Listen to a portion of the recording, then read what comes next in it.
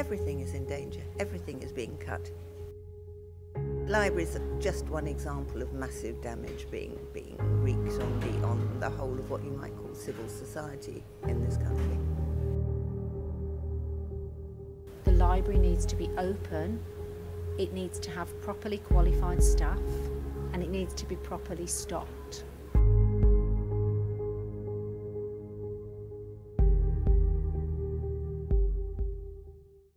A room without books is like a body without soul. And I say, a city without books and a city without library is like a graveyard. On 3rd of September 2013, the shiny new Library of Birmingham has officially opened to the public by Malala Yousafzai. The new library costs £188 million, which has been described as the largest public lending library in Europe. The library has a number of significant collections and a specialist Shakespeare memorial room. More than 2 million people come to visit the library in 2014, and now it becomes 10th most popular attraction in the UK. The Library of Birmingham will close in 10 minutes, and at this point, our lifts will stop operating and park safely on the ground floor. However, in 2015, Library of Birmingham is facing 130 million cuts of the budget. To deal with the massive cut, the City Council Cabinet members for Culture decided to reduce the opening time from 73 hours to 40 hours per week, and nearly 100 librarians lost their job. We're very concerned because it's a very young city, the youngest city in Europe. What we're concerned about is the library hours were much reduced in April. This has affected a lot of people, including students particularly, and at 11 o'clock every morning there are up to 200 people queuing to get into the library. And for some disadvantaged groups, students, the young, the poor, the unemployed, the library is one of the last public spaces where people can access, and also many people can't afford to buy books, many people can't afford to use the internet. Plus, even if you do have the money, there are books in this library that you wouldn't necessarily be able to buy or access that may be out of print. So we're very, very concerned. In August, a small leaflet with the title of Books Required caught the attention of public. It shows that due to the public saving cuts, no new books or newspapers will be purchased for readers. Few libraries are now seeking for donations. Nationally, we've been all a bit devastated by the news because Birmingham's gone out of its way to make the Library of Birmingham a big thing. So to have a whopping great big building with no money spent on new books on it is quite shocking. Now, public libraries aren't 100% about books. There's online access, there's all sorts of things, free study space and so on that you provide as well. But to have a library service with old or no books on the shelves, well, what sort of message does that say about Birmingham? I think it says that for least that they've not planned financially successfully 5 years ago for possibilities now. And I suspect also that the first word when people who talk about Birmingham a year ago was, wow, what a fantastic place, and now it's, what a shame, which is completely not the message they should be sending. And book funds are not a large amount of money. Book funds are actually a small percentage of a total amount. So to cut that sends completely the wrong message, and I think we're all a bit saddened by it, frankly.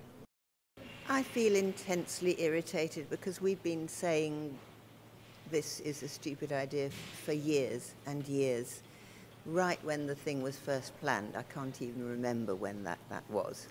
But Birmingham had an old library. They deliberately chose, we will not repair and refurbish this building. We'll have a grand new building as part of a grand new estate of big, fancy public buildings. And in the meantime, these small local libraries they had are being absolutely gutted and devastated because they can't afford that. And then they find, to their enormous surprise this year, that they can't afford even to run this big, huge Library of Birmingham building. And they reduce the hours terribly. They sack an awful lot of staff. And now they're finding they can't even afford to buy books. So it is the most obvious and gross illustration of how stupid the whole idea has been right from the start. Where are our council leaders today? Where are they? We should be standing up and fighting against cuts, and we should be saying it is now time for the citizens of Birmingham to stand up. Birmingham awake. Birmingham stand up, and Birmingham fight back against these cuts, against knowledge and learning in our city. No books, no future. Up to 150 people gathered outside the Library of Birmingham in protest at the proposed cost to hours and books.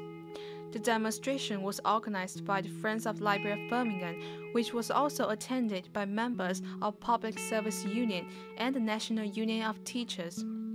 The group held speeches before holding hands around the building and handing in a petition at the council house.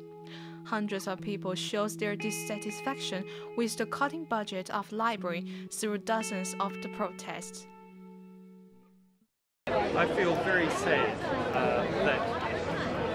that this is the situation. I feel very angry that this is the situation. As I say, I just think it's another step in the wrong direction. For most of us here who are busy, hard-working people, good-natured, I think we have a right to our public services which we pay into. We're now reduced to 11 a.m. in the morning. We're shutting at 4. We're not open on a Sunday. Sunday would be great because I don't work on a Sunday. But so it's hard for me. So I can see how much harder it is when you see the queue in the morning, because I have queued up here, and it's winding. About 11 o'clock, it's absolutely full the queue trying to get in here. Well, I think we've made the wrong decision just recently. We voted the Tories in, and they're never going to be looking out for the public, for the public. The Friends of the Library of Birmingham decided to form as a group, and it's grown larger. We are a group that lobbies and campaigns, not just for this library, but for all the libraries, because there are 38 community libraries across Birmingham. We are lobbying for library services to be maintained rather than reduced, even though there are cuts. Our remit really is to campaign to keep libraries open. It's not necessarily our job to find solutions. We expect the MPs and the councillors to find solutions. In order to alleviate the serious consequences caused by the financial cuts, Councillor Penny Holbrook, the Cabinet Member for Skills, Learning and Culture, indicated the Council would be very much welcome that the library could work with other people and operate differently. So far, technology giant Google have set up a business at the library. Google's arrival will set the authorities back £2 million per month. The Brasshouse Language Centre will move to the library on next January, which could extend the opening hours from 9 to 9. In face of these commercial corporations, people showed their worries. Well, it certainly has enabled them to extend the opening hours, having sort of cut them hugely. So the presence of the Brasshouse Language Centre, will allow the library to be open for longer. The problem is that we want principally that library to be there for ordinary people in Birmingham to be able to come and use, students to use, people looking for work to use. The danger is that it's such a prestige facility that commercial organisations, I think we have the Institute of Directors, have a connection with the library now, and more of it could become a sort of entertainment venue, a conference venue for the very wealthy multinational companies in the city. Actually, that's not what the library's for. The library is so that people can have access to books and learning. And we're very worried that it's going to turn into a sort of, multinational commercial entertainment centre. A partnership should be of advantage to both sides. Our concern is if the space and the services are reduced to the public. We often have the message from the council that Birmingham's open for business. We would very much like Birmingham to be open for learning and for leisure, and our concern really is that we've lost so many public spaces, and we are concerned because as taxpayers, we pay our taxes and we're getting less and less for our taxes. And many of us worked in education or worked in social services, and we're deeply concerned about the impact upon many ordinary people. We want Birmingham to be seen as a city of learning, a city of libraries, not just a city of entertainment and drinking and dancing and business and shopping.